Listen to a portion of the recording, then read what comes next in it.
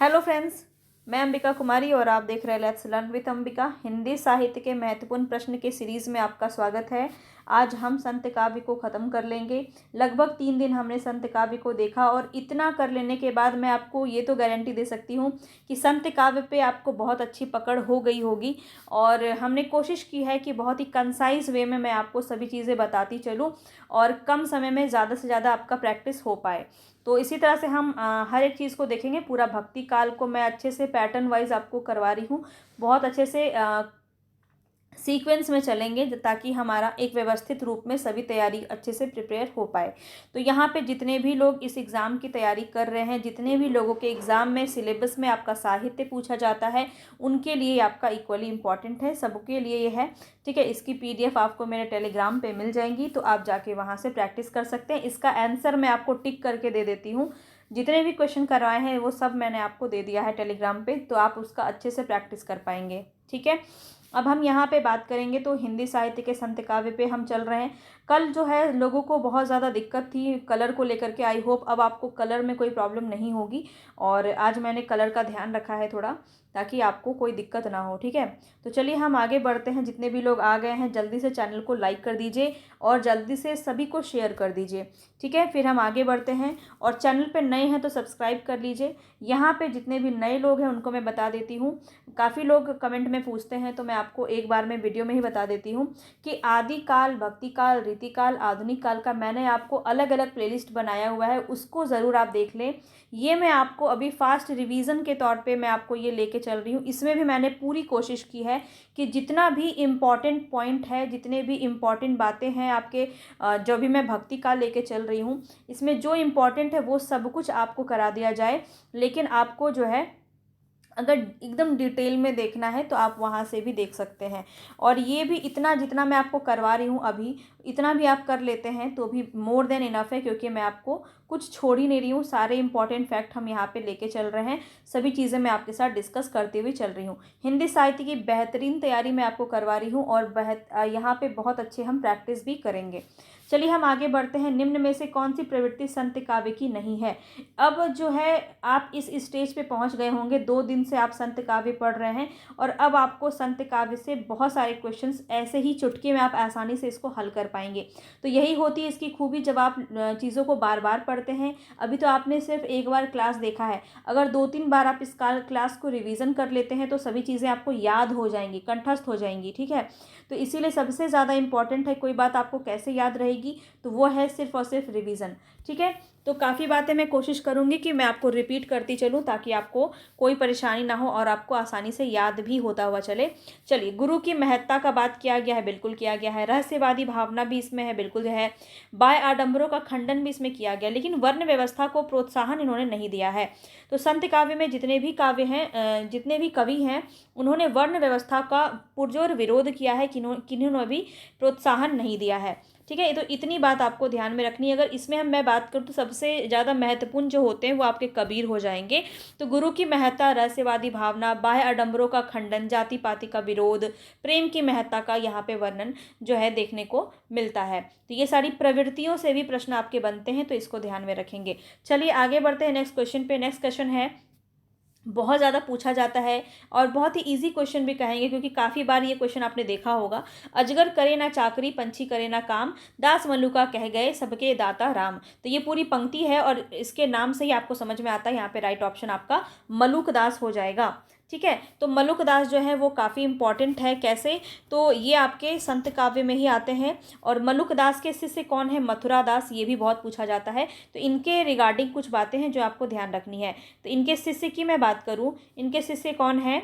तो मथुरा दास। ठीक है, मथुरा दास इनके शिष्य का नाम है, ध्यान रखेंगे, पूछा जाता है। इन्होंने मलुक परचयी लिखा है। ठीक है, इनके ग्रंथ अवधी और ब्रज भाषा में मिलते हैं। इनके ग्रंथ की अगर हम बात करें तो एक बार इसको आप ध्यान से समझ लीजिए। हालांकि कल भी मैंने आपको बताया है, पर मैंने आपको कहा ना, जितनी बार आप रिवीजन करेंगे उतना आपको अच्छे से याद होता जाएगा। तो ज्ञान बोध इन्हीं की रचना है, रतन खान इन्हीं की रचना है, रतन खान इनकी रचना है। भक्त वांछावली, भक्त वांछावली, भक्त वांछावली, भक्तवांछावली इन्हीं की रचना है। ठीक है, इसके बाद हम बात करें रामावतार लीला भी इन्हीं की रचना है, रामावतार लीला। तो ये सभी बातें आपको ध्यान में रखनी है। अब यहाँ पे सूरदास का आपको पता ही है, सुर सागर इनकी बहुत ही महत्वपूर्ण रचना है, सुर सारावली, ठीक है, और साहित्य लहरी इनकी रचना है। गुरु नानक की हम बात करें तो गुरु नानक जो है यहाँ पे इनकी महत्वपूर्ण रचनाओं में है जपूजी। जपूजी वही रचना है जिसमें इनके सार तत्व का वर्णन किया गया है। ये भी बात मैं आपको कल से रिपीट करवाई जा रही हूँ और अब तक आपको याद ये हो जाना चाहिए। आस दीवार भी इन्हीं की रचना है, नसीहतनामा भी इन्हीं की रचना है। नसीहतनामा वही रचना है जिसमें खड़ी बोली में रचना किया गया है, और सोहिला भी इन्हीं की रचना है। तो नानक की रचना कौन कौन सी है, एक बार फिर से रिपीट करेंगे। तो जपूजी, अस दीवार, नसीहतनामा, सोहिला, ये सभी रचनाएं आपको ध्यान रखनी है। अब तो आपको कंठ पे हो गई होगी, बहुत अच्छे से हमने बार बार इसको रिपीट किया है। आगे बढ़ते हैं, निर्गुण भक्ति के कवि कौन नहीं है, बताएंगे। निर्गुण भक्ति के कवि कौन नहीं है, रैदास यानी कि रविदास या रैदास दोनों एक ही हैं, कबीरदास, दादू दयाल या फिर श्री रामानुजाचार्य। तो भक्ति में आपको पता है कि दो भक्ति शाखा आपकी विकसित हुई, एक थी आपकी निर्गुण भक्ति, एक थी आपकी सगुण भक्ति। तो रविदास, कबीर और दादू दयाल ये तीनों आपके निर्गुण भक्ति के संत हैं, लेकिन श्री रामानुजाचार्य जी जो हैं ये आपके सगुण धारा के अंदर आते हैं। सगुण में भी ये जो है आपको ये बात आपको पता होना चाहिए कि सगुन में भी ये आपके राम काव्य के अंदर आते हैं। ठीक है, राम भक्ति शाखा के आचार्य माने जाते हैं रामानुजाचार्य, ये बात आपको ध्यान देना है। इन्होंने श्री संप्रदाय, ये मैं आपको बार बार रिपीट करती चलती हूँ, रामानुजाचार्य ने श्री संप्रदाय की रचना की के प्रवर्तक किया इन्होंने, और विशिष्टा द्वैतवाद इनका दर्शन था, विशिष्टा द्वैतवाद। तो पहला दिन जब हम कर रहे थे भक्ति काल, तो मैंने आपको सारे संप्रदाय और दर्शन बताए थे, तो वो भी आपको ध्यान रखने हैं। मैं बार बार रिपीट कर रही हूँ ताकि आपको याद हो जाए। फीडबैक आप बाद में मुझे कमेंट बॉक्स में ज़रूर दीजिएगा कि चीज़ें आपको याद हो रही हैं कि नहीं, समझ में आ रहा है कि नहीं। कबीर परचई, कल भी हमने देखा था कबीर परचई के रचनाकार कौन है, आज फिर से बताना है आपको कौन हो जाएंगे। नाभादास, अनंतदास, धर्मदास, सुंदरदास।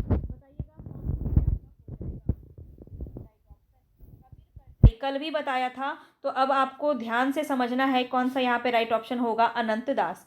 सेकंड ऑप्शन यहाँ पे आपका सही हो जाएगा, अनंतदास बहुत ही ज़्यादा इंपॉर्टेंट है। कबीर परचई में जो है अनंतदास ने कबीर के जो व्यक्तिगत जीवन है उनकी रचना, उनके बारे में ज़्यादा इन्होंने जो है बातें बताया है। इन्होंने ही कहा है कि सिकंदर लोदी के समय में जो कबीर है उनको काफ़ी प्रताड़ित किया जाता है, कबीर जी को काफ़ी प्रताड़ित किया जाता है, इनको लोहे के जंजीर में डाल के इनको नदी में फेंक दिया जाता है। तो ये सभी बातें इन्होंने कही हैं, बहुत ज़्यादा प्रसिद्ध है, तो ध्यान में रखेंगे। और इसके अलावा मैं बात करूँ यहाँ पे कौन आपको दिख रहे हैं, तो नाभादास काफ़ी इंपॉर्टेंट है। अगर मैं परीक्षा की दृष्टि से बात करूँ तो इनकी दो रचना आपको ध्यान में रखनी है, एक तो है भक्तमाल, नाभा की रचना है भक्तमाल, और एक रचना इनकी कौन सी है, अष्टयाम। ठीक है, तो ये दो रचना आपको इनके बारे में ध्यान रखनी। भक्तमाल जो है इसमें 200 कवियों का जीवन वृत्त और उनकी भक्ति की महिमा सूचक बातों को 316 छप्पे में लिखा गया है। तो ये बात भी आपका पूछा जा सकता है। भक्तमाल की बात की जाए तो यहाँ पे याद रखेंगे 200 कवियों के जीवन वृत्त वर्णन इन्होंने किया है, और 316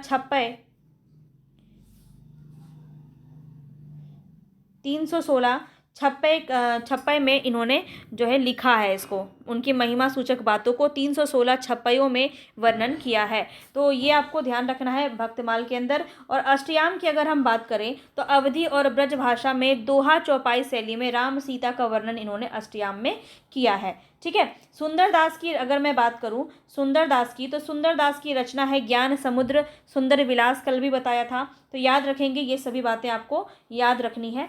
चलिए आगे बढ़ते हैं नेक्स्ट क्वेश्चन पे। दोहा चौपाई में लिखित पदों को क्या कहते हैं, तो कल भी बताया था, पूरा बताया था। कबीर की जो 3 है, साखी, सबद और रमैनी, ये तीनों बताया था किसमें कौन सा आपका इंपॉर्टेंट है, तो इसको ध्यान में रखेंगे, बहुत ज़्यादा इंपॉर्टेंट है। और जब दोहा चौपाई की बात की जाती है तो रमैनी यहाँ पे आपका राइट ऑप्शन हो जाएगा। तो यहाँ पे आपको याद रखना है इनकी जो 3 रचना है, साखी, सबद और रमैनी, तो ये 3 रचना है। ठीक है, इसको याद रखेंगे। साखी में क्या है, तो दोहा छंद है। साखी में क्या है, दोहा छंद है। इसको ऐसे याद रखना है आपको। सबद में क्या है, गे पद है, गे पद है। और रमैनी में आपका क्या है, तो दोहा प्लस चौपाई, दोहा प्लस चौपाई है। और रमैनी के ही रचना जो है, इसमें जो है सबसे ज़्यादा आपका रहस्य वाली बातें इन्होंने लिखी हैं। तो ये सब बातें हमने कल डिस्कस की थी, तो इसको ध्यान में रखना है। चलिए आगे बढ़ते हैं। नेक्स्ट क्वेश्चन है यहाँ पे, कबीर के निर्गुण पंथ का आधार भारतीय वेदांत और सूफियों का प्रेम तत्व है, यह विचार किसका है, बताएंगे। यह विचार किसका है, कबीर के निर्गुण पंथ का आधार भारतीय वेदांत और सूफियों का प्रेम तत्व है, यह विचार किसका है। रामचंद्र शुक्ल का, राहुल सांकृत्यायन का, हरिहर प्रसाद द्विवेदी का, या फिर गोविंद त्रिगुणायन का। तो यहाँ पे आपका राइट ऑप्शन क्या हो जाएगा, ध्यान रखेंगे, रामचंद्र शुक्ल का ये कथन है। ए ऑप्शन आपका बिल्कुल सही हो जाएगा। ठीक है। अपने इतिहास ग्रंथ हिंदी साहित्य का इतिहास में उन्होंने, आचार्य शुक्ल ने लिखा है कि ज्ञान मार्ग की बातें कबीर ने हिंदू साधु सन्यासियों से ग्रहण की, जिसमें सूफियों के सत्संग से उन्होंने प्रेम तत्व का मिश्रण किया और अपना एक अलग पंथ इन्होंने चलाया था। तो ये सभी बातें आपको ध्यान रखनी है। चलिए आगे बढ़ते हैं। नेक्स्ट क्वेश्चन है, इनमें से कौन संत कवि नहीं है। अभी मैं आपको बता दूंगी कि संत कवि में कौन कौन आते हैं, क्योंकि यहाँ से प्रश्न पूछा जाता है और काफ़ी बार जो है गलतियाँ भी देखने को मिलती है। तो आपको पता है कि भक्ति काल में 4 शाखाएं चली, ज्ञानाश्रयी शाखा, प्रेमाश्रयी शाखा, रामाश्रयी शाखा और कृष्णाश्रयी शाखा। तो इसमें जो महत्वपूर्ण आपके कवि हैं उसको भी हम अभी आपको सारा बताएंगे, ठीक है, जिससे आपको एक बार में सभी बातें समझ में आ जाएंगी। अब यहाँ बताइए कौन सा आंसर आपका सही है, ईमानदारी से बताएंगे कितना आंसर आपका सही हो पा रहा है। ठीक है, आज 35 क्वेश्चन है, 35 में आपको बताना है कितना क्वेश्चन आपका सही हो पा रहा है। ठीक है, कबीरदास, तुलसीदास, सुंदरदास और मलुकदास। तो यहाँ पे जो है तुलसीदास जो है ये संत कवि के अंदर नहीं आते हैं। आपको पता है ये राम भक्ति शाखा के अंदर आते हैं, राम भक्ति शाखा के अंदर आते हैं। ठीक है, और ये सगुन धारा के अंदर आ रहे हैं। ठीक है, सगुन धारा के अंदर आ रहे हैं। एक बार मैं आपको इसका विभाजन एक बार बता देती हूँ, अगर किसी को कोई भी डाउट है तो एक बार में समझ जाइए। भक्ति काल को किस प्रकार से बांटा गया है। सबसे पहले इसको 2 भागों में बांटा गया, जो है सगुन और निर्गुण। ठीक है, सगुन और निर्गुण। सगुन में भी फिर 2 शाखाएं हुई, एक शाखा था आपका राम काव्य और एक था आपका कृष्ण काव्य। ठीक है, निर्गुण में भी आपका 2 बट गया, एक था आपका संत काव्य और एक था आपका सूफी काव्य। ठीक है, तो बस इसी प्रकार से इसको बांटा गया। तो याद रखिए, राम और कृष्ण काव्य आपका सगुन के अंदर आते हैं। संत और सूफी, यानी सूफी को प्रेमाख्यानक काव्य भी कहते हैं। तो प्रेम शब्द जान करके आप सगुन मत लगा दीजिएगा। सूफी काव्य हो या प्रेमाख्यानक काव्य हो, वो आपका निर्गुण के अंदर आता है। ठीक है, क्योंकि यहाँ पे भी जो है ईश्वर और आत्मा से परमात्मा के मिलन की बात की जाती है। तो यहाँ पे जो है ये सूफी काव्य की विशेषताएं हैं। जब हम सूफी कल देखेंगे तो हम इसके बारे में और बेहतर तरीके से समझेंगे। अब देखिए, यहाँ पे मैंने सब कवियों का वर्णन आपको बता दिया है। तो यहाँ पे देखेंगे, तुलसीदास आपको पता है रामाश्रयी शाखा के अंदर आते हैं, और आचार्य रामचंद्र शुक्ल ने भक्ति काल को 4 शाखाओं में विभाजित किया। ठीक है, इसका नाम आपको इसी प्रकार से याद रखना है। पहला क्लास जो मैंने आपको भक्ति काल का लिया था इधर 2 दिन पहले, तो मैंने आपको बताया था कि इस प्रकार के जो नाम है, ज्ञानाश्रयी शाखा, कृष्णाश्रयी शाखा, सगुन प्रेमाश्रयी शाखा और ज्ञानाश्रयी शाखा, ये जो नाम है ना, स्र बीच में जो लगा हुआ है, ये आपका किसने दिया है, रामचंद्र शुक्ल ने दिया है। अगर इसका सिंपल रूप में बात करूं, जैसे ज्ञानाश्रयी शाखा को क्या कहा जाता है, संत काव्य। तो ये संत काव्य नाम किसने दिया, राम कुमार वर्मा। तो ये भी बहुत पूछा जाता है, संत काव्य पूछ ले या फिर सूफी काव्य पूछ ले। ठीक है, प्रेमाख्यानक या फिर प्रेमाश्रयी शाखा को सूफी काव्य कहा है, किसने कहा है, राम कुमार वर्मा ने। ठीक है, तो देखिए यहाँ पे कौन कौन से आ जाएंगे। यहाँ से प्रश्न आपका बहुत पूछा जाता है, बहुत कन्फ्यूज़न भी रहता है। तो कबीरदास सबसे पहले हैं, फिर रैदास, सुंदरदास, मलुकदास, दादू दयाल, गुरु नानक, सिंगा, हरिदास निरंजनी, बाबा लाल इत्यादि जितने भी हैं, ये सब आपके ज्ञानाश्रयी के अंदर आते हैं, और यही आपसे ज़्यादातर क्वेश्चन में पूछा भी जाता है। और अब इसके बाद हम देखें तो प्रेमाश्रयी शाखा में कौन आता है, तो मलिक मोहम्मद जायसी, कुतुबन, मंझन, नूर मोहम्मद, उस्मान, असाइद, मुल्ला दाऊद, शेख नबी, कासिम शाह इत्यादि जितने भी इस प्रकार के जो आपके कवि हैं, वो आपके प्रेमाश्रयी यानी कि सूफी काव्य के अंदर आते हैं। ठीक है, अब देखिए 3rd नंबर पे आता है आपका रामाश्रयी शाखा। इसमें आपके आते हैं रंगनाथ मुनि। इनको देख के ही आपको लगेगा कि ये संत काव्य के अंदर होंगे, लेकिन याद रखिए, क्योंकि रामाश्रयी शाखा में जो लोग हैं वो काफ़ी ज़्यादा कन्फ्यूज़न रहता है कि संत काव्य में आपके आते हैं। ठीक है, तो इसको बहुत अच्छे से आपको याद रखना है। रंगनाथ मुनि, रामानुजाचार्य, रामानंद, राघवानंद, कीलदास, अग्रदास, नाभादास, विष्णुदास, गोस्वामी तुलसीदास, केशवदास भी आपके रामाश्रयी शाखा के अंदर आते हैं। सेनापति बहुत इंपॉर्टेंट है, राम प्राणचंद्र चौहान, ये सभी आपके रामाश्रयी शाखा के अंदर आते हैं। ठीक है, इतनी बातें क्लियर है। अब देखते हैं कृष्णाश्रयी शाखा में कौन आता है। तो निम्बार्काचार्य, श्री भट्ट बहुत पूछा जाता है, याद रखेंगे, कृष्ण काव्य परंपरा में आते हैं। वल्लभाचार्य, विट्ठलनाथ, कुंभन दास, सूरदास, परमानंद दास, कृष्णदास, गोविंद स्वामी, चित स्वामी, चतुर्भुज दास, नंददास, हरिदास, चैतन्य महाप्रभु, हित हरिवंश, मीराबाई, रसखान, ये सारे आपके कृष्ण काव्य परंपरा के अंदर आते हैं। यानी कि समझ लीजिए जितने भी अष्टछाप के कवि हैं वो सब आपके कृष्णाश्रयी शाखा के अंदर आते हैं। और इसके अलावा चैतन्य महाप्रभु भी काफ़ी कन्फ्यूज़न पैदा करता है, तो इसको भी ध्यान रखेंगे कि ये भी आपके कृष्ण काव्य परंपरा के अंदर आते हैं। तो सभी को मैंने एक बार में यहाँ पर आपको दिखा दिया ताकि आपको कोई कन्फ्यूज़न ना हो। चलिए, कालक्रम से आपका क्वेश्चन बहुत बनता है, तो आगे हम देखते हैं कौन है यहाँ पे बिल्कुल सही ऑप्शन आपका। ठीक है, तो कबीर, सूरदास, तुलसीदास, जायसी, इसको आपको बताना है क्रम की दृष्टि से कौन सा सही हो जाएगा।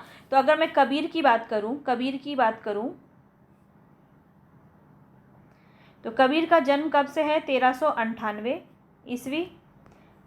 प्रत्येक लोग अलग अलग मानते हैं, वो अलग है, लेकिन सर्वमान्य अगर देखा जाए तो 1398 है। सूरदास की बात करें, सूरदास का कब है? 1478 के आसपास है। तो 1000 साल पीछे चल रहे हैं ये, तो कोई तुलना ही नहीं है। कबीर सबसे पहले आएंगे। तो यहाँ पे देखिए 3 जगह कबीर हैं, तो इसके बाद कौन आ जाएंगे? सूरदास आ जाएंगे। तो ये तो कट गया, ये भी कट गया। अब यहाँ पे देखिए कबीरदास है, सूरदास है, यहाँ भी। अब तुलसीदास पहले आएंगे या जायसी पहले आएंगे? तो याद रखिए जायसी पहले आएंगे।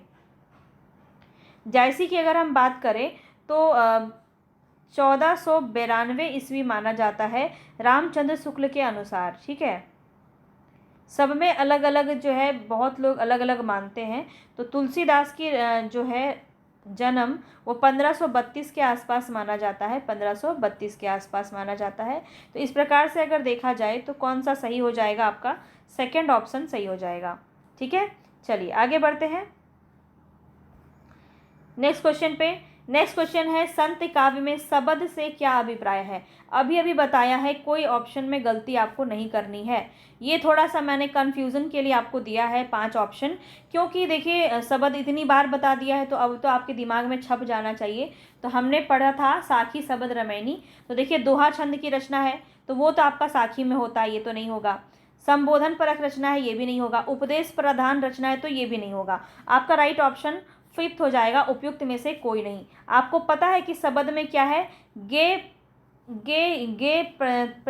प्रकार की जो रचना है, गे पदों की रचना इसमें की गई है। तो गे पद यहाँ पे कहीं नहीं था शब्द में, तो आपको बिल्कुल याद रखना है। ऐसा नहीं कि कुछ भी अब आप तो तुक्का लगा दिए। दोहा छंद तो हमने पढ़ा था, तो चलो दोहा छंद लगा देते हैं, ऐसा नहीं करना है आपको बिल्कुल याद रखना है। मैंने कई बार रिपीट किया है, साखी में दोहा छंद है, और शब्द में आपका गे पद है, और रमैनी में आपका दोहा चौपाई छंद है। ठीक है, तो ये बात आपको बिल्कुल भूलना नहीं है, इसीलिए मैं ये क्वेश्चन आपको लेके आई थी आपके लिए।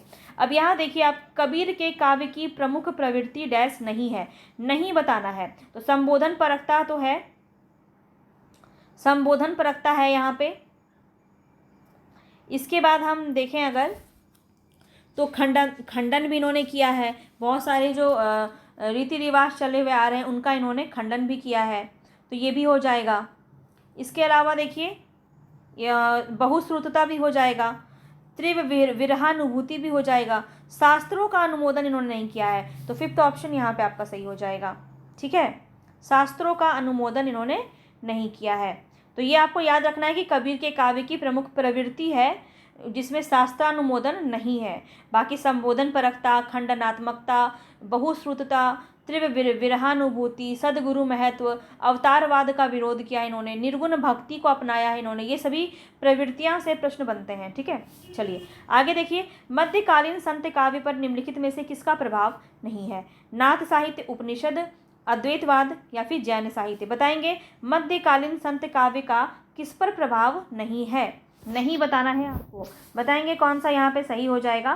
तो याद रखिए, नाथ साहित्य का भी यहाँ पे प्रभाव है, उपनिषद का भी प्रभाव है, अद्वैतवाद का भी प्रभाव है, जैन साहित्य का कोई प्रभाव नहीं है। तो फोर्थ ऑप्शन यहाँ पे आपका सही हो जाएगा। आगे बढ़ते हैं नेक्स्ट क्वेश्चन पे। दादू दयाल का जन्म कहाँ हुआ था, बताएंगे। दादू दयाल का जन्म कहाँ हुआ था, बहुत बार पूछा गया है, DSSB में अभी रिसेंट में क्वेश्चन पूछा गया है ये वाला 2021 के समय में, ठीक है, PGT में। तो याद रखेंगे, इस प्रकार से क्वेश्चन आपके बन जाते हैं। NVS में भी यहाँ से क्वेश्चन आपका बना है, तो ये सभी आपके काफ़ी इंपॉर्टेंट हैं। तो दादू दयाल का जो जन्म है वो आपका 1544 ईस्वी में हुआ है, 1544 ईस्वी में आपका हुआ है। कहाँ पे हुआ है, तो अहमदाबाद में हुआ है। ए ऑप्शन यहाँ पे आपका सही हो जाएगा। दादू दयाल के संप्रदाय को ब्रह्म संप्रदाय या फिर परम ब्रह्म संप्रदाय के नाम से जाना जाता है, ये भी बात आपको ध्यान रखना है, ब्रह्म संप्रदाय, ठीक है, ब्रह्म संप्रदाय या परम ब्रह्म संप्रदाय के नाम से जाना जाता है। दादू दयाल की वाणियों का सर्वप्रथम संपादन किसने किया, ये प्रश्न आपका बहुत पूछा जाता है। तो यहाँ पे ध्यान रखिए, मैं आपको एक बार में बता दे रही हूँ। सर्वप्रथम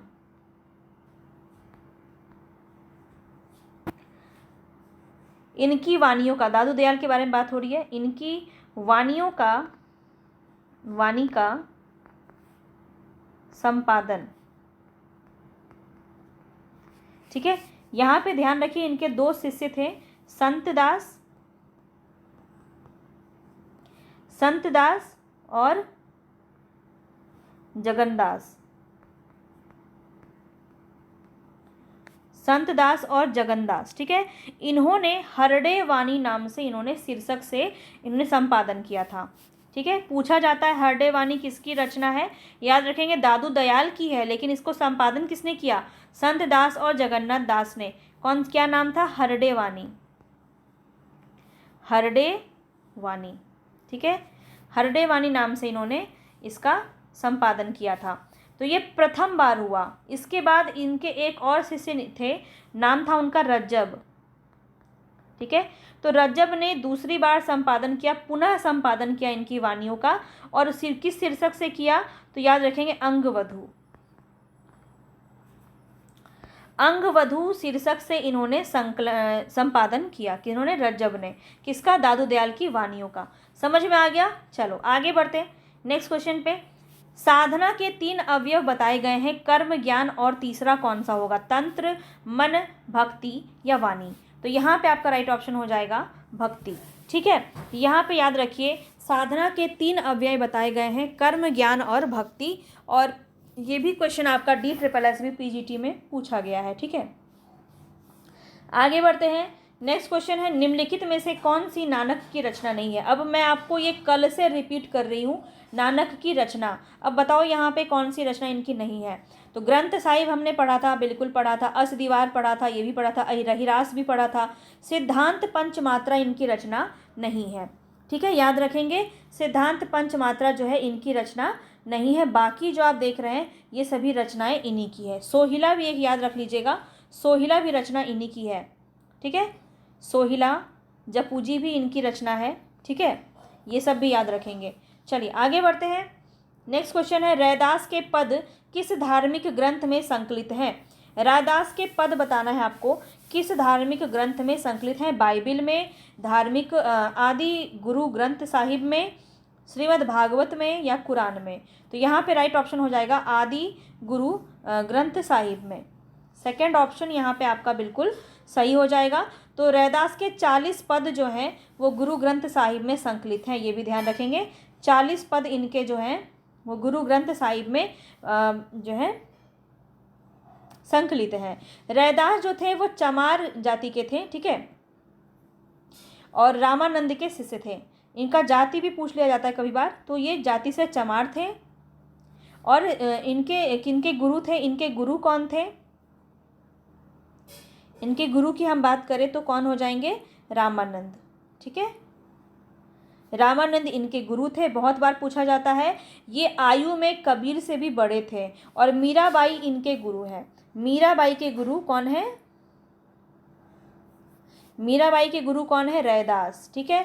तो रैदास किसके गुरु है, मीराबाई के, याद रखेंगे। और रैदास के गुरु कौन है, रामानंद। इतनी बातें याद रहेंगी। ये ट्रायंगल याद रखिएगा, बहुत पूछा जाता है, ठीक है। ज्ञानाश्रयी शाखा के संत कवि की श्रेणी में ये आते हैं, रैदास, मैंने आपको दिखाया है अभी थोड़ी देर पहले। ईश्वर के अस्तित्व को स्वीकार ना करने वाला दर्शन कौन सा है? द्वैताद्वैतवाद, चारवाक दर्शन, बौद्ध दर्शन या विशिष्टाद्वैतवाद? किसमें जो है ईश्वर के अस्तित्व को ही नकार दिया गया, बताएंगे। यहाँ पे आपका राइट ऑप्शन क्या हो जाएगा? बहुत ही इंपॉर्टेंट है, सारे आपके DSSB के अभी क्वेश्चन आपके आ रहे हैं, यूपी TGT PGT के क्वेश्चन भी आ रहे हैं और NVS के क्वेश्चन भी करवाए गए हैं आपको। तो देख सकते हैं सारे टीचिंग एग्जाम में ही आपके ये सारे प्रश्न बने हैं, ठीक है। ईश्वर के अस्तित्व को स्वीकार ना करने वाला दर्शन कौन है? तो याद रखेंगे वह है आपका चारवाक दर्शन, चारवाक दर्शन, ठीक है। बी ऑप्शन यहाँ पे आपका सही हो जाएगा। याद रखेंगे चारवाक दर्शन जो है वो ईश्वर के अस्तित्व को स्वीकार नहीं करता है। और द्वैताद्वैतवाद दर्शन आपने जाना, कौन हो जाएंगे? निम्बार्काचार्य,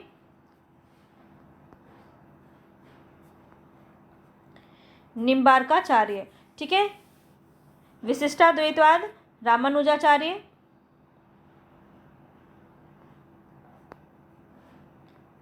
ये बातें आपको ध्यान रखनी है, ठीक है। चलिए, भेदाभेदवाद भी कहा जाता है इसको, भेदाभेदवाद। चलिए आगे बढ़ते हैं। कबीर के परलोकवास होने पर उनकी गद्दी किन्हें मिलती है? कबीर की गद्दी किन्हें मिल जाती है? रविदास को यानी कि रैदास को, धर्मदास को, गरीबदास को या मलुकदास को? बताएंगे, बहुत ही ज़्यादा इंपॉर्टेंट क्वेश्चन है। कबीर के परलोकवास होने पर उनकी गद्दी किन्हें मिलती है? अब आपको आज के क्वेश्चन थोड़े आसान लग रहे होंगे क्योंकि हमने ऑलरेडी संत काव्य को 2 दिन से हम पढ़ रहे हैं और हमारा एक समझ विकसित हो गया है संत काव्य को लेकर, हम आंसर अच्छे से कर पा रहे हैं। तो यहाँ पे आपका राइट ऑप्शन हो जाएगा धर्मदास। आपको पता है कबीर की वाणियों को संग्रहित किसने किया है? धर्मदास ने किया है, बीजक में, ठीक है। तो ये याद आपको रखना है। इनके शिष्य थे धर्मदास, जिन्होंने इनकी गद्दी को संभाला। इनकी धर्मदास ने ही बीजक नाम से इनकी वाणियों का संकलन किया है, जो कि 3 खंड में है, साखी, सबद और रमैनी, ठीक है। ध्यान रखेंगे, कई बार जो है इसके अर्थ पूछ लिए जाते हैं, यानी कि साखी के अर्थ क्या है? तो याद रखेंगे साखी के जो अर्थ हैं, यहाँ पे अर्थ मैं बता दे रही हूँ आपको। अर्थ क्या है? तो साक्षी। साखी के अर्थ क्या है? साक्षी है। और इसकी भाषा भी कई बार पूछ ली जाती है, तो याद रखिएगा ये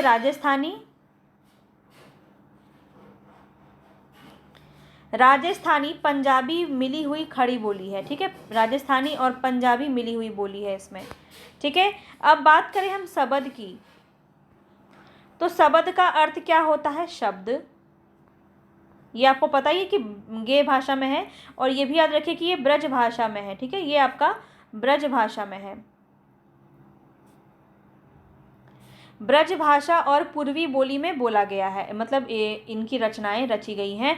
और रामायणी की अगर हम बात करें, रामायणी का अर्थ क्या है? रामायण।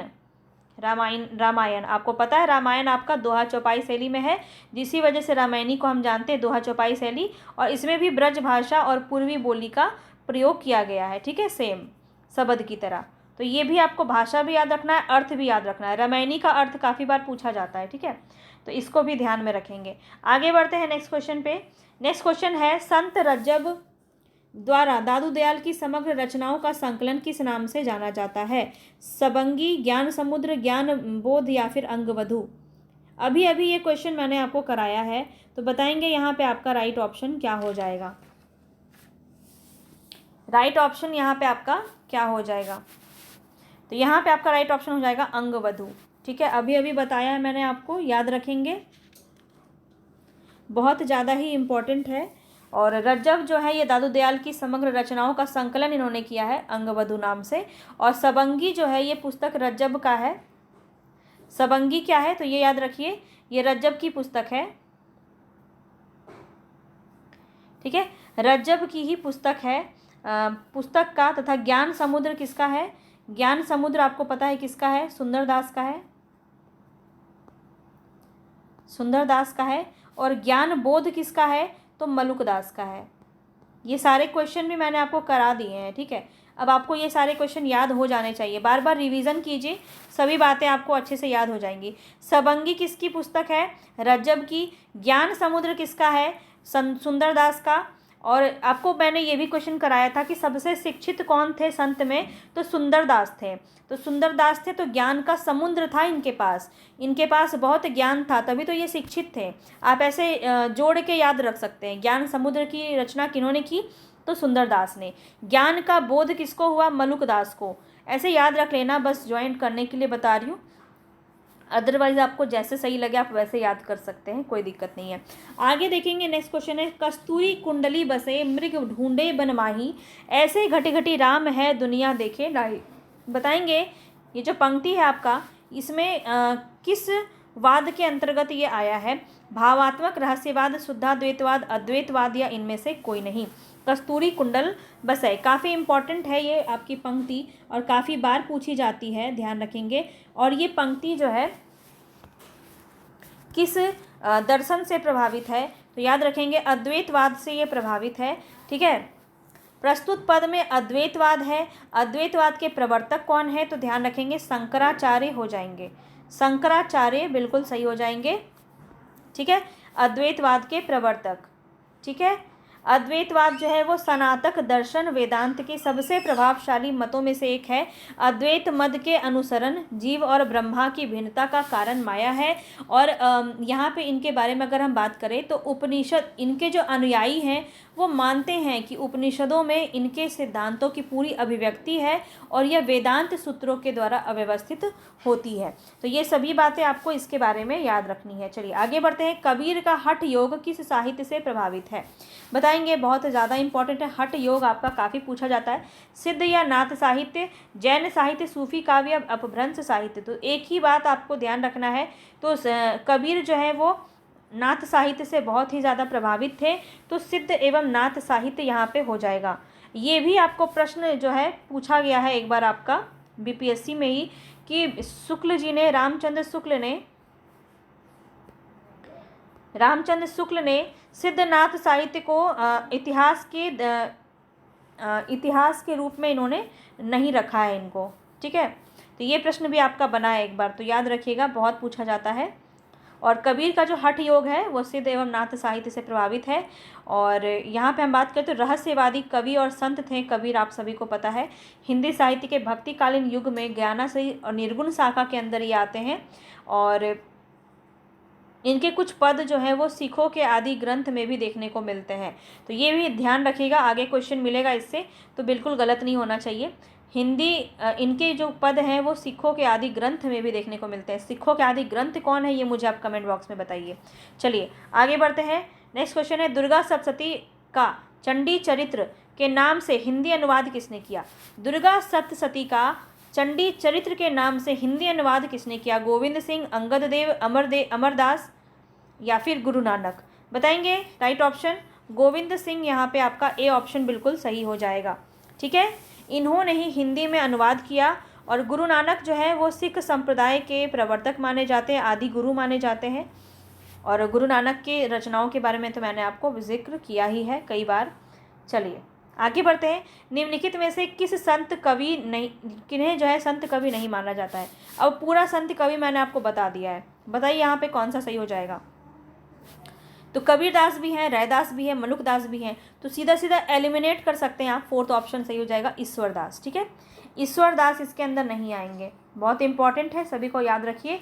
तो संत कवि के अंदर आते हैं आपके, जैसे कि रैदास हो गए, कबीरदास, जम्बनाथ, हरिदास निरंजनी, गुरु नानक हो गए, सिंगा कवि हो गए, लाल दास हो गए, दादू दयाल हो गए, मलुक दास हो गए, बाबा लाल सुंदर दास, ये सभी आपके संत कवि के अंदर आते हैं। ठीक है, चलिए आगे बढ़ते हैं। नेक्स्ट क्वेश्चन है यहाँ पे, रामचंद्र शुक्ल के अनुसार कबीर का जन्म कब माना जाता है। बहुत इंपॉर्टेंट है, इनका अलग ही पूछा जाता है। तो विक्रम संवत में आपका ये क्वेश्चन है, तो अगर ईस्वी में होगा तो आपको क्या करना है, आपको मैंने बताया है 57 आपको मैनेज कर देना है, आपका ईस्वी में आंसर आ जाएगा। ठीक है, तो यहाँ पे आपका राइट ऑप्शन क्या हो जाएगा, ध्यान रखेंगे विक्रम संवत 1456 जो है यहाँ पे आपका बिल्कुल सही हो जाएगा, बी ऑप्शन। ठीक है, रामचंद्र शुक्ल के अनुसार कबीरदास का जन्म जो है वो विक्रम संवत 1456 में माना गया है। कबीरदास का जन्म सन 1398 में हुआ, 1398 में हुआ। आप सभी को पता है काशी के लहर तारा नामक स्थान पे हुआ। और इनकी मृत्यु भी पूछी जाती है, ये इनका जन्म है और मृत्यु इनकी पूछी जाती है। मृत्यु इनकी कहाँ हुई थी, 1518 में मगहर में, ये मगहर बहुत पूछा जाता है, याद रखिएगा, मगहर में इनकी मृत्यु हुई थी और काशी लहरतारा में इनका जन्म हुआ था। तो ये दो बात आपको ध्यान रखनी है, यहाँ से क्वेश्चन बहुत बनते हैं। आगे बढ़ते हैं नेक्स्ट क्वेश्चन पे। तो पंचगंगा घाट में कबीर किसके पैरों के नीचे पड़े हुए थे? शंकराचार्य, वल्लभाचार्य, रामानंद या माधवाचार्य? तो इनके गुरु कौन थे आपको पता है? रामानंद। तो यहाँ पे राइट ऑप्शन आपका थर्ड हो जाएगा। पंचगंगा घाट पर कबीर रामानंद के पैरों के नीचे पड़े थे। कहा जाता है कि रामानंद के पैर जब कबीर के ऊपर पड़े तो उनके मुख से राम राम शब्द निकला, जिसको कबीर ने गुरु मंत्र मानकर रामानंद के वो शिष्य हो गए। तो ऐसा कहा जाता है, लोक प्रचलित कथाएं हैं इनके बारे में काफ़ी ज़्यादा, तो इसके बारे में इस प्रकार से बातें होती हैं। चलिए, रामचंद्र शुक्ल के अनुसार आदि गुरु ग्रंथ साहिब में रैदास के कितने पद संग्रहित हैं? अलग अलग कवियों के पद संग्रहित हैं आदि गुरु ग्रंथ साहिब में, तो रैदास के कितने हैं ये आपको बताना है। तो मैंने आपको अभी थोड़ी देर पहले बताया था 40 हो जाएगा, ठीक है, 40 बिल्कुल आपका राइट ऑप्शन हो जाएगा। रैदास आपके संत काव्य के अंदर आते हैं, जाति के ये चमार थे और मीराबाई के गुरु माने जाते हैं रैदास, ये भी बात आपको ध्यान रखना है। आगे बढ़ते हैं, नेक्स्ट क्वेश्चन है अंगवधु किसकी रचना है? अब तो ये क्वेश्चन कर देंगे ना आराम से, दादू दयाल की रचना है। इस पर इसका संकलन किसने किया है? रज्जब ने किया है, ध्यान रखेंगे, दोनों ही बातें इंपॉर्टेंट हैं। आगे बढ़ते हैं, सिकंदर लोदी ने किसके कहने पर कबीरदास को जंजीर से बांधकर गंगा में डुबा दिया था? गुलाम हसनैन, मोहम्मद शाह, शेख तकी, शेख फिदा हुसैन? तो यहाँ पे आपका राइट ऑप्शन क्या हो जाएगा बताएंगे? बहुत ही प्रसिद्ध ये आपका पूछा जाता है, व्यक्तिगत क्वेश्चन आपके काफ़ी ज़्यादा पूछे जा रहे हैं। पिछली बार जो क्वेश्चन बना था वो अमीर खुसरो से बना था आपका आदिकाल में, उनके गुरु से संबंधित, तो उसी प्रकार से यहाँ पे भी आपका बन सकता है। सिकंदर लोदी ने किसके कहने पर ऐसा किया था? तो इन्हीं के मुस्लिम गुरु माने जाते हैं शेख तकी, और इन्हीं के कहने पे किया गया था, ठीक है। तो याद रखेंगे, सिकंदर लोदी ने काफ़ी इनको परेशान किया था कबीरदास जी को, और कबीर परिचयी नामक जो रचना है अनंत दास की, उसमें इसका वर्णन किया गया है। बताया है ना, कबीर परिचयी, ये भी बताया है, अनंत दास की रचना है और उन्होंने ही इसके बारे में बात की है, ठीक है। चलिए, तो हम आगे बढ़ते हैं नेक्स्ट क्वेश्चन पे। नेक्स्ट क्वेश्चन है यहाँ पे, कबीर किस शासक के समकालीन थे? बहुत अच्छे से इसका आंसर आप दे सकते हैं, ठीक है। तो कौन हो जाएंगे? सिकंदर लोदी, ठीक है, सिकंदर लोदी यहाँ पे बिल्कुल सही हो जाएगा। कबीरदास सिकंदर लोदी के समकालीन थे। सिकंदर लोदी द्वारा कबीर पर किए गए अत्याचारों का वर्णन अनंत दास ने कबीर परिचय में लिखा है। ये भी प्रश्न आपका पूछा जाता है, मैं बार बार रिपीट कर रही हूँ। कबीर की वाणी का संग्रह बीजक में है, जिसको धर्मदास ने संकलित किया है। 3 विभक्त है, 3 भागों में, साखी, शबद, रमैनी, तीनों याद रखिएगा। रमैनी में आपका दोहा चौपाई है, शबद में गे पद है और साखी में दोहा, ये सब याद रहेगा। अब तक आपको याद हो गया होगा। कबीर की वाणियों का सबसे पुराना नमूना जो है वो गुरु ग्रंथ साहिब में मिलता है, ये आपको पता होना चाहिए, ठीक है। चलिए आगे बढ़ते हैं। नेक्स्ट क्वेश्चन है, निम्नलिखित में से कौन रामानंद की शिष्य परंपरा में नहीं है? बहुत ही ज़्यादा इंपॉर्टेंट है, रामानंद की शिष्य परंपरा काफ़ी पूछी जाती है, तो आपको पता होना चाहिए कबीरदास भी इनके ही शिष्य हैं, नरहरिदास भी हो जाएंगे और रैदास भी हो जाएंगे। तो मलुकदास यहाँ पे आपका सही हो जाएगा। तो मैं आपको एक बार बता देती हूँ, क्या 12 शिष्य हैं इनके टोटल? रामानंद के कुल 12 शिष्य हैं। तो 12 शिष्यों का नाम आपको मैं बता देती हूँ, क्योंकि हो सकता है कोई भी आपको पूछा जा सकता है, तो एक बार ध्यान देंगे। पहले नंबर पे आ जाते हैं आपके अनंतानंद,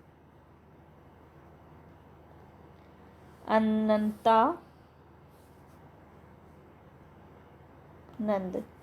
दूसरे नंबर पे आते हैं आपके सुखानंद। तीसरे नंबर पे आते हैं सुरानंद। चौथे नंबर पे आते हैं नरहरियानंद, ये बहुत पूछा जाता है, जो इंपॉर्टेंट है वो ध्यान में रखेंगे, नरहरियानंद, ठीक है। 5वें नंबर पे आते हैं भावानंद। 6ठे नंबर पे आते हैं पीपा, ये पीपा भी बहुत पूछा जाता है। पीपा जो है इन्हीं के गुरु हैं, इन्हीं के शिष्य हैं, ठीक है, राजपूत हैं। और ये भी पूछा जाता है इनका, काफ़ी बार इनका जाति पूछा गया है पीपा का, तो ये राजपूत है, याद रखेंगे। आगे देखिए 7वें नंबर पे आते हैं आपके कबीरदास। कबीर आपके 7वें नंबर पे आते हैं। जुलाहा थे ये जाति से, आप सभी को पता है। और यहाँ से ये देखिए इनकी जाति पूछी जाती है, इसीलिए मैं आपको बता रही हूँ। 8वें नंबर पे कौन है, तो याद रखिए सेना। ये सेना जो है ये नाई थे जाति से। और 9वें नंबर पे है धन्ना, ये जाट थे जाति से। और 10वें नंबर पे हैं रैदास। रैदास इनके बारे में बताइए, आपको चमार जाति के थे। 11 नंबर पे है आपका पद्मावती। पद्मावती भी काफ़ी बार पूछा गया है, तो ये भी आपके रामानंद की शिष्य परंपरा के अंदर आती हैं, ठीक है। और सुरसुरी 12वें नंबर पे है कौन, सुरसुरी। तो ये काफ़ी पूछा जाता है, तो इसलिए मैंने आपको सारा ही बता दिया। इसको आप पॉज करके नोट कर लीजिएगा, काफ़ी इंपॉर्टेंट है। चलिए आगे बढ़ते हैं। भक्ति विवेक निम्नलिखित में से किसकी रचना है, बताएंगे। भक्ति विवेक किसकी रचना है, मलुकदास, सुंदरदास, नाभादास, दादू दयाल। काफ़ी इंपॉर्टेंट है भक्ति विवेक, तो यहाँ पे याद रखिए मलुकदास की रचना है, तो ए ऑप्शन यहाँ पे आपका बिल्कुल सही रहेगा, भक्ति विवेक। अब मलुकदास की सभी रचना याद रखिए। ज्ञान बोध, ज्ञान का बोध हुआ मलुकदास को, बताया था अभी। ज्ञान बोध, रतन खान, सुख सागर, रामावतार लीला, ब्रज लीला, ध्रुव चरित्र, ये सभी आपके जो हैं वो मलुकदास की रचना है, पूछे जाते हैं, ठीक है। आगे बढ़ते हैं। नेक्स्ट क्वेश्चन है, जन्म काल के अनुसार बताना है, कौन सा यहाँ पे आपका राइट ऑप्शन हो जाएगा। गुरु नानक है, कबीर है, दादू दयाल है, मलुकदास है। पिछले बार भी बताया, लेकिन यहाँ पे आपको याद रखना है, ये अलग है। तो यहाँ पे आपका राइट ऑप्शन क्या हो जाएगा, राइट ऑप्शन हो जाएगा आपका सी, थर्ड ऑप्शन आपका बिल्कुल सही हो जाएगा। तो कबीरदास जो हैं, कबीरदास की अगर बात करें तो मैंने आपको अभी भी बताया है कबीरदास, बार बार रिपीट कर रही हूँ, याद रखिए, आपको याद रखना है क्योंकि यहाँ से बनता है। ये लहर तारा से इनका जन्म हुआ, वो लहर तारा में हुआ है, बनारस काशी में, ठीक है। 1398 ईस्वी, सभी ईस्वी में है, ठीक है। यहाँ जगह नहीं है इसलिए मैं आपको बता रही हूँ, ईस्वी में है। इसके बाद कौन है, गुरु नानक। गुरु नानक जो है इनका तलवंडी ननकाना साहब में इनका जन्म स्थान है, तलवंडी। काफ़ी पूछा जाता है, याद रखिए, लिख लीजिए, तलवंडी। तलवंडी ननकाना भी लिखा होता है कहीं कहीं पे, ठीक है, ननकाना। ननकाना में इनका जन्म हुआ 1469 में, 1469 में। दादू दयाल की बात करें तो ये अहमदाबाद, मैंने अभी आपको आज ही के क्लास में इसका बताया था, 1544 में इनकी जन्म होती है, कब, अहमदाबाद में। मलुकदास की बात की जाए तो ये कड़ा, इलाहाबाद में इनका जन्म होता है 1574 में, ठीक है। इस प्रकार से याद रखेंगे। चलिए आगे बढ़ते हैं। सहजोबाई किस शाखा की रचनाकार है। सहजोबाई बहुत पूछा जाता है, बताएंगे सहजोबाई किस शाखा की रचनाकार हैं, तो याद रखेंगे ये ज्ञानाश्रयी शाखा के अंदर आती हैं, ठीक है। सहजोबाई जो है वो ज्ञानाश्रयी शाखा के अंदर आती है। इनकी एक ही रचना है जो प्रमाणिक मानी जाती है, इनका एक ग्रंथ है, प्रमाणिक ग्रंथ है सहज प्रकाश, इनका है सहज प्रकाश, ठीक है। सहज प्रकाश नाम से इनकी रचना है। और दयाबाई और सहजोबाई संत चरणदास की शिष्या थी, दोनों चचेरी बहनें थीं। ज़्यादा कुछ नहीं पूछा जाएगा इनसे, ठीक है।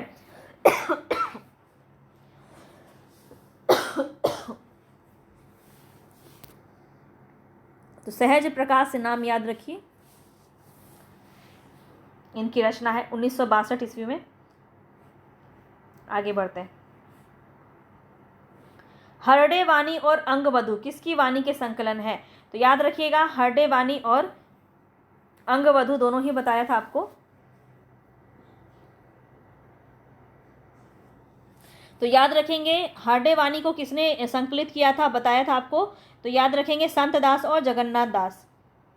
संत दास बोल देती हूँ, ठीक है, संत दास और जगन्नाथ दास ने हरडे वाणी की संकलन किया था इन्होंने। और रजब ने अंगवधु का बताया था, कौन हो जाएंगे, दादू दयाल। सेकंड ऑप्शन आपका यहाँ पे गला बैठ गया मेरा चिल्लाते चिल्लाते, है ना। चलिए कोई बात नहीं, ख़त्म ही हो गया, 2 क्वेश्चन और है। तो यहाँ पे आपको ये बातें ध्यान में रखनी है, बहुत इंपॉर्टेंट है इनकी रचनाओं का। सुख सागर, ज्ञान बोध, रतन खान, भक्ति विवेक, बारह खड़ी, ये सभी मलुकदास के प्रमाणिक ग्रंथ हैं। और सुंदरदास की बात करें सुंदरदास की अगर हम बात करें तो ज्ञान ज्ञान समुद्र था ना, ज्ञान समुद्र और सुंदर विलास, ये 2 रचना इनकी है। और कबीरदास के बारे में आपको पता ही है, बीजक इनकी रचनाएं धर्मदास ने संकलित किया है। आगे बढ़ते हैं। ज्ञान बोध, ज्ञान का बोध किसको हो गया था? मलुकदास को। याद हो गया कि नहीं हो गया बताओ? याद हो गया ना? बी ऑप्शन यहाँ पे आपका सही हो जाएगा। ठीक है, चलिए आगे बढ़ते हैं। नेक्स्ट क्वेश्चन है चंडी चरित्र किसकी विशिष्ट रचना है? चंडी चरित्र बताएंगे यहाँ पे आपका राइट ऑप्शन क्या हो जाएगा? चंडी चरित्र में बताएंगे, बिल्कुल आपको बताना है, गुरु गोविंद सिंह, अर्जुन सिंह, रामदास और अंगद। तो कौन हो जाएंगे? गुरु गोविंद सिंह जो है इन्हीं की रचना है चंडी चरित्र। ठीक है, सिखों के 10वें और अंतिम गुरु थे ये, याद रखिए। सिखों के 10वें और अंतिम गुरु थे, याद रखेंगे, बहुत इंपॉर्टेंट है, ये बात आपको याद रखना है। अब हम अगर बात करें तो गुरु गोविंद सिंह की, तो ये 10वां ग्रंथ गुरु गोविंद सिंह की है चंडी चरित्र। और सिख गुरु जो है अर्जुन देव, ये कौन है? ये भी आपके सिख गुरु हैं और इन्होंने गुरु ग्रंथ साहिब नामक पुस्तक का संकलन किया था। नोट कर लीजिए, बहुत इंपॉर्टेंट है। अर्जुन देव से अगर प्रश्न आएगा तो यहीं से आएगा। ठीक है, सिख गुरु अर्जुन देव ने गुरु ग्रंथ